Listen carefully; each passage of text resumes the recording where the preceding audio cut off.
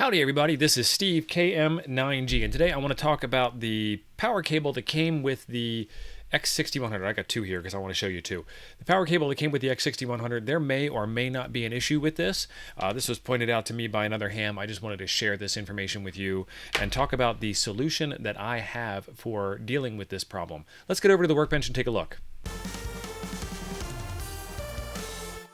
All right, we are on the bench with the Xiegu X6100 power cord. This is the one that came from the factory. I have actually never used this. I've had this radio for a couple of months, and the reason why I haven't used this is because it takes the same power cord, the same connector on the end as a lot of my other radios that I have here.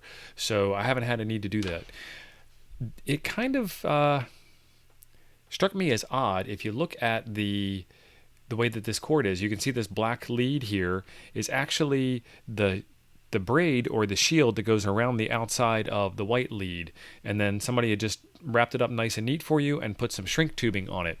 And that is totally okay to do, but what a fellow ham has taught me is that if you use this cord in the field a lot and you flex it a lot, it is possible that the inner insulation will wear out and you'll make contact between the two wires.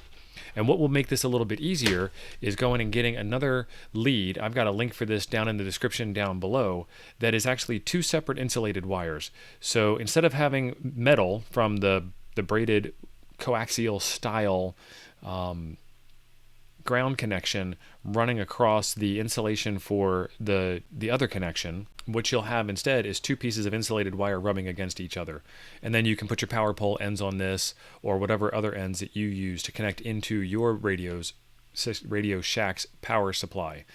So this would be a little bit easier. I have a video linked up there about how to do power poles, and I think everybody's got a video on how to do power poles. I just wanted to give you this real quick tip on this coaxial style power cable that comes with the X6100 and how you can find an affordable version that has dual insulated wires, and I hope that helps you out.